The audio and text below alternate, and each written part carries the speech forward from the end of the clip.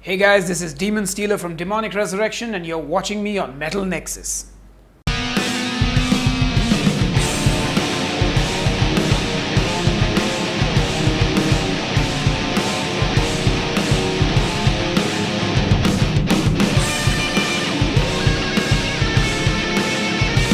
Hey guys, welcome to Metal Nexus. I'm here with. Demon Stealer from Demonic Resurrection. Yes, they are playing. We're here at AntiSocial, New Delhi, India, and they're gonna burn up the stage tonight. And let's begin with the interview. So, how are we doing? Good to be back in the capital? Yep, we love Delhi, so it's always great to come back to the capital and play. We've had many great shows in Delhi, so yep, excited, stoked. Awesome. And now, I've been following you for a long time on social media and also your music. And I just want to get this thing off my mind because it's driving me, because it's makes me an awe in. It makes me kind of think, wow, how does it do it? So you're in Demonic Resurrection, you were in Reptilian Death, you were in Workshop, you have a heavy metal cooking show of your own, and you also have a record label. Okay, $1 million question. How?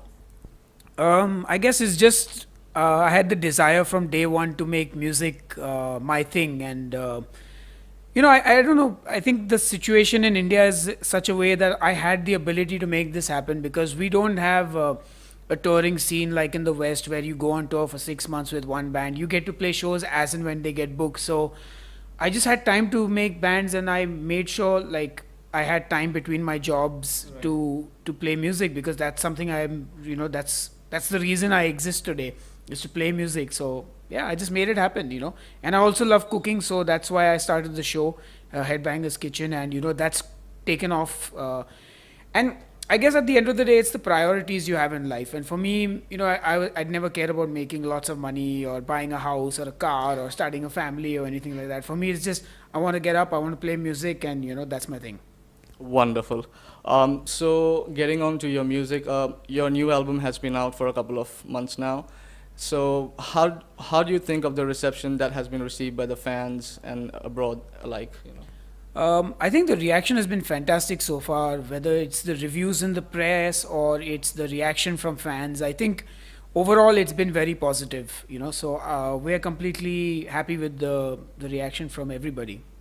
Talking about your album again, this is a move away from your earlier record label, which was Candlelight Records, which you have published 2 albums earlier. And just tell me, how hard is it for a band to release an album on their own terms?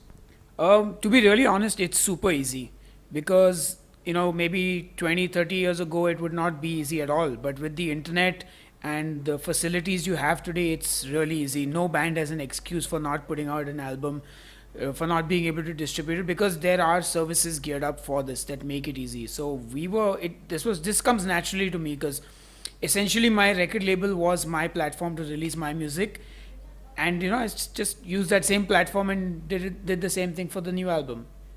Right. Okay. So your new album has a lot of Indian traditional music elements in it, including the sitar, the tabla. Now, would you say the incorporation of Indian instruments is basically is because of the fact that Dashavatar treads along the lines of Indian mythological characters, or was it just spontaneous? No, it was definitely a conscious decision to incorporate the Indian elements. But if you listen to the album from start to end, you'll hear the sitar in only one song. You'll hear the tabla in 3 songs in certain parts of the song. And apart from that, you'll hear some chants and you'll hear a flute. So we've only really used the instrumentation where we felt it was required. And that was something important to us, not to force it into every single song because that's not natural, at least not for us. So we still wanted to retain what DR sounds like, but just add that flavor to it where it made sense to us. Okay, right. Tell us how the entire idea of creating or making an album on Indian mythology kind of, come up. So we've always been flirting with the idea of Indian mythology, especially since our last album, The Demon King. If you had a look at the artwork for that, you would see a very sort of obvious reference to Ram and Ravan, because when Mephisto came up with the idea to call the album Demon King, Ravan was the idea behind the name. And actually, he wanted me to write the album based on a book his friend had written, which was a modern day interpretation of Ramayana. And while I read the story and I did get quite inspired by it, I wrote my own story. I didn't want to sort of adapt the book. So the idea of mythology was always there. And the thing with mythology for me is I'm an atheist. So I am very careful to make sure it does not come off as a religious thing. So I was actually having a chat with my wife and we were discussing mythology, and she actually sort of told me the story of Narsimha, which is quite a gruesome story. And she told me it's, I mean, he literally rips apart the demon's stomach and takes out his intestines and wears it as a garland. It's too metal, you know. It is metal, yeah. So, I was like, that intrigued me to explore the stories. And then, of course, it seemed like the perfect sort of theme for an album. 10 avatars of Vishnu, 10 songs, each one telling you a story. And of course, we made the obvious references to point out that it's not a religious album in any way. It's just stories, man-made demons, man-made gods. Can't be more clear than that. Yeah, right. Okay, so moving ahead to your solo project, your Demon Stealer project. Previously, you have collaborated with some of the industry's very cool guys out there, like Luis Rando from Impiety, Dan Presland from Neoblivious Caris, and the recently released This Burden Is Mine with George Colliers. So if you look into if you think of your future album, is there any artist at the back of your mind who you would like to collaborate with specially? Yeah, definitely. I mean, I want to pretty much play with every single drummer that I look up to. So for me, there's Romain Gulen from Necrophagist and Ex-Benighted, Hans Grossman, Nick Barker someday, maybe John Longstretch from Origin. The list can go on, I mean, Richard Christie, Gene Hoglan. Like, my dream is to basically just write a song with each of these drummers if possible. So, I mean, that is something I will look forward to doing, someday in the future. Oh, well, we wish you best of luck. Thank you. And now, Demonic Resurrection has been on the scene for about a whopping 17 years. And you guys have pretty much like toured Europe. You've played at Wacken, the pilgrimage of metal, and you've played in Download Festival as well. You've toured with Onslaught, had a UK tour. Now, when you look back on the 17 years of your career, what would you say was the standout or the highlight of the career? Well, I'd like to think the highlights are still to come, But I mean, I guess every single thing that we do is a big meaningful thing for us. What every tour that we do means a lot to us. But I guess if I have to pick something, I'd say the very first international show that we played at Inferno Festival, Norway in 2010. I think that was extra special for us because it was the festival that I always dreamed of playing. Being huge black metal fans, for me and Mephisto, Norway was like the holy ground of metal, or the unholy ground rather. So that was a big thing for us. I think that would personally be one of the highlights of being in DR there. All right. And now you've been pretty much vocal about the Indian metal scene here. And as far as internet goes, it is also helping the scene some sort of spreading the music from this part of the world to the the western part. But then we are still struggling if you kind of look at it. Do you think the lack of excessive touring is also a reason behind this, and how? I don't think it's the lack of touring specifically, but I think India is just catching up with the culture of music actually. We've always had music in Indian culture, but we haven't been a concert going audience, Going to a concert is a very middle class, upper middle class thing, and Indian society is very different from the West. So we are just coming into that lifestyle where people go out after work, have a drink in the pub, go for a concert maybe. Till like 10 years ago, people still went for their job, went home, had dinner with the family, lived with the parents. Now, at least in the metro cities, people are changing their lifestyle. We're sort of getting a different cultural identity, so to speak. We're picking up on the living alone, going out after work, and living life as such. So I think it's mostly that which is going to take some time to develop, I think. And again, like, this is not the lifestyle of the common person in India. This is very, very niche. And also, metal still hasn't become a lifestyle for a lot of people. It's still a phase that most people go through in college. Once they pass out, they kind of, that passion and that flame sort of dies. So I think all these little factors are what keeps the Indian metal scene where it is right now. But I do believe at some point in time this will change for the better, or at least you have to hope it will.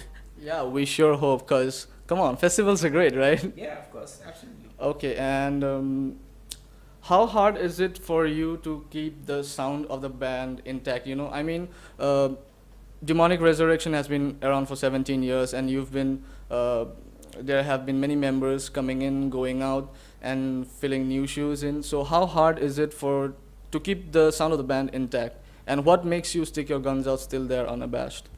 I guess keeping the sound has not been that difficult because I've always been the primary songwriter.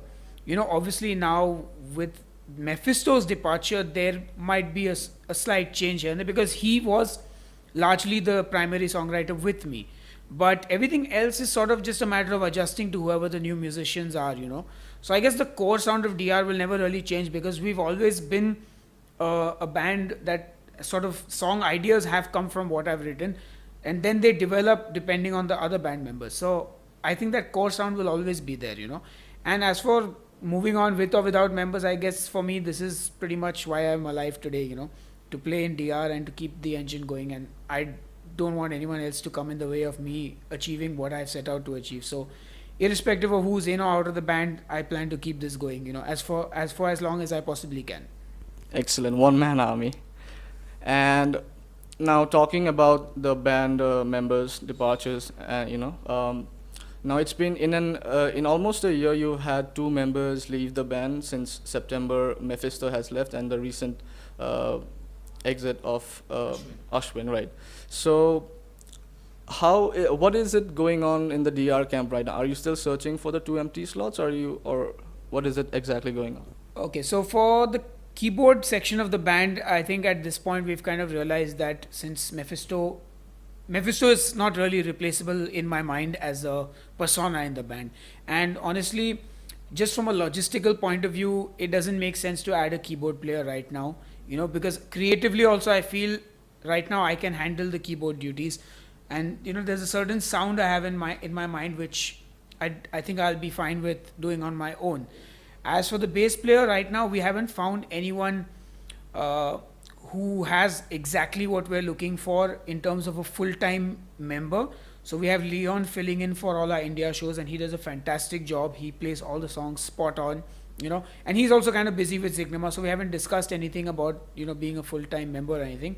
So for now, we're just going to go ahead as a three-piece when it comes to writing the new album. If we find a competent bass player who fits all the traits we're looking for, then we'll possibly consider them. Otherwise, we will work with sessions musicians for now at least. Okay, that sounds fair enough. Now, you've been out touring, supporting your new album. You have shows in Pune, Bangalore, and possibly quite a more cities here. Now, do you have anything sort of in the making right now about some European tours, or is something coming up? Yeah, so we're definitely going outside India this time, this year. We are working on a UK tour possibly, and a couple of European dates, but nothing is locked in yet. But it is very, very, very likely that the UK shows are definitely going to happen. Europe, fingers crossed that something happens, but definitely going to go to the UK this year. Okay, excellent. And now, I don't know if this sounds like too quick to ask since you've just released your new album, but is there any new ideas coming in for the next album? How soon can the DR fans expect the next album? So I actually have already started writing some material. Ideas are brewing, and unlike previous albums, I have a different approach this time, which is actually just taking time off and going into the studio and writing the album rather than collecting songs over a period of time. So I will definitely look at doing a new album by the end of this year so that we could look at possibly releasing it next year sometime. Okay, that's pretty soon, pretty quick.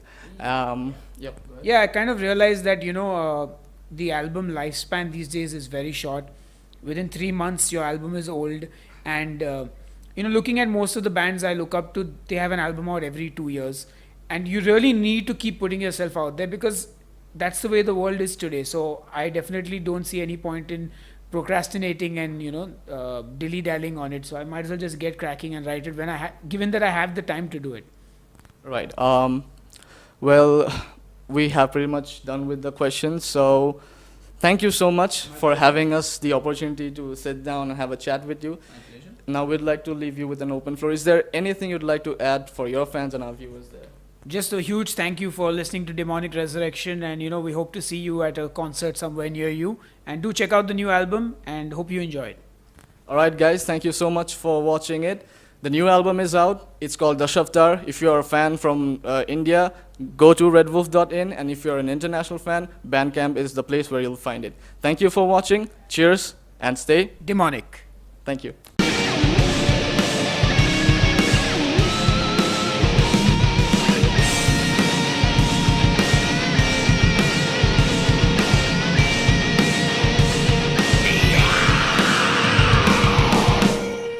Metal Nexus.